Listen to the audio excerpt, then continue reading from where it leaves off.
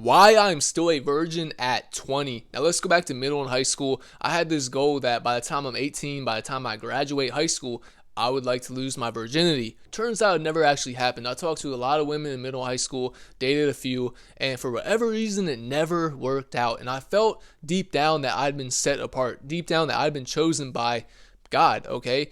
And when I would go to parties, when I would hang out with people, they would always ask me if you want alcohol, if you want weed, and I never gave in. I was one of the ones that had a strong mind. I didn't give in to the temptation. I didn't give in to the peer pressure. I always said no. And people wouldn't keep going because they know I would say no, and they respected my opinion.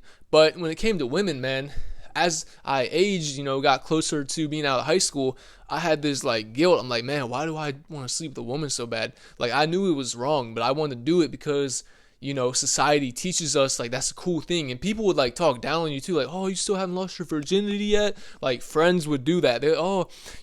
You still haven't, slept with a woman yet? And they would talk down on you, man. And they're not actually your friends at all.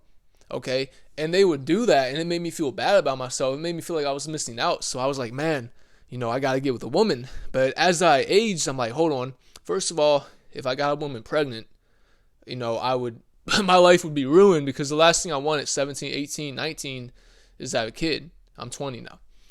And I thought about it, I'm like, well, I don't want to, get a woman pregnant. It's possible. It's not likely, but I'm paranoid.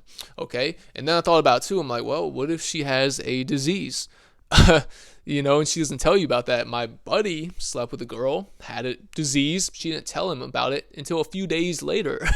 So I thought about that too. And then just like the moral side of it too, I knew that deep down it was wrong. Now I've always believed in God, but I never knew like the commandments. I never knew the it's a sin to do it outside of marriage. I never knew about the spiritual side of having sex with somebody, but I knew it was wrong. And I was just like, hold on, like this is just kind of weird. Like, I don't want to just sleep with somebody and just do it, and now that I've been getting close to God, I've got a relationship with God, I look back at it and I'm just like, yo, God has protected me. And it's an amazing thing to say, okay, I'm still a virgin. I haven't caved in. I haven't, slept with 20 people by age 18. I don't have all these soul ties. I don't have all these, demonic spirits attached to me. I don't have soul ties. I don't have generational curses. I don't have any of that because I haven't slept with all these people.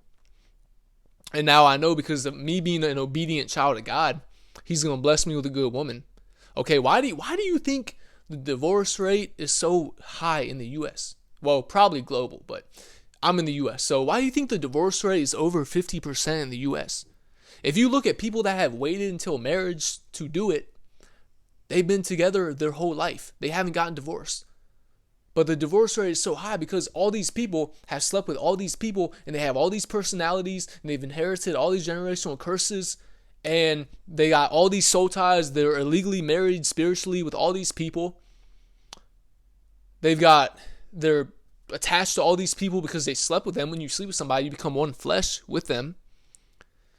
So they're attached to them. Nobody can please them because they've been with so many people. And they got all these spirits affecting them.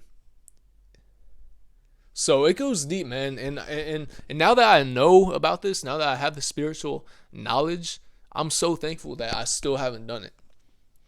And the people that make fun of you, bro, how does it affect them that you haven't slept with anybody? And people are, oh, you're missing out. Oh, I can't believe you haven't done that. They are not your friends. Because real friends will be like, okay, I respect that. That's awesome, man. That's awesome. But if they hate on you, bro, it's just like, how does it affect you? Why do you hate on me? How does it affect you? So cut those people off, man. People make fun of you because you haven't slept with somebody. What's that tell you about them? What does that tell you about them?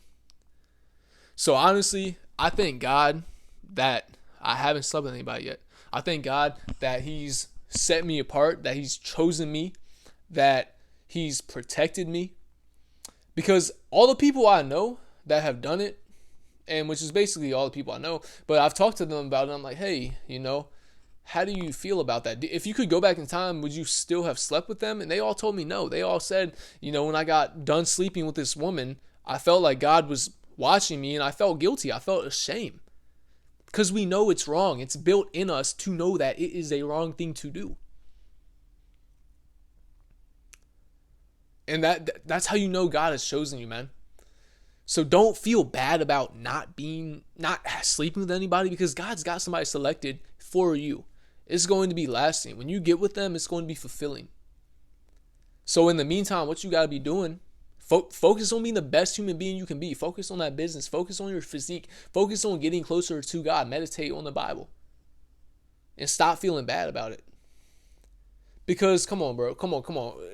What is this? I want to sleep with somebody. What is this, like a society thing? Like what is this? Why is it like a goal of people? I want to get laid. Why is it a goal? How about I want to be the best human being I can be? I want to seek God's kingdom, and all things will be added. So my wife will be added. Okay, how about that? How about that? It goes deep, man. It honestly goes so deep. And when you become one flesh with somebody, man, you open up the gateway for all the spirits they have, any demonic infestments they have. That all comes into you. You just allowed access to all that stuff.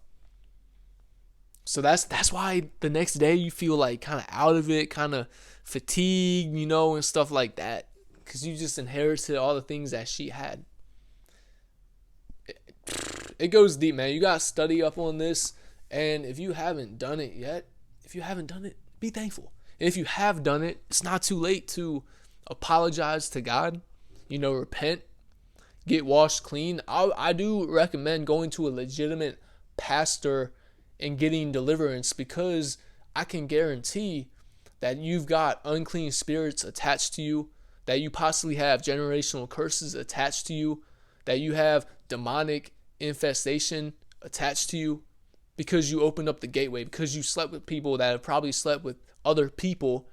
And that's just when we live a sinful life, we allow access to those things. So if you slept with people, go to a pastor, do deliverance, repent, and from this day on, change. Okay, it's never too late. The past is the past. So comment what you want to see next. I will see you next time.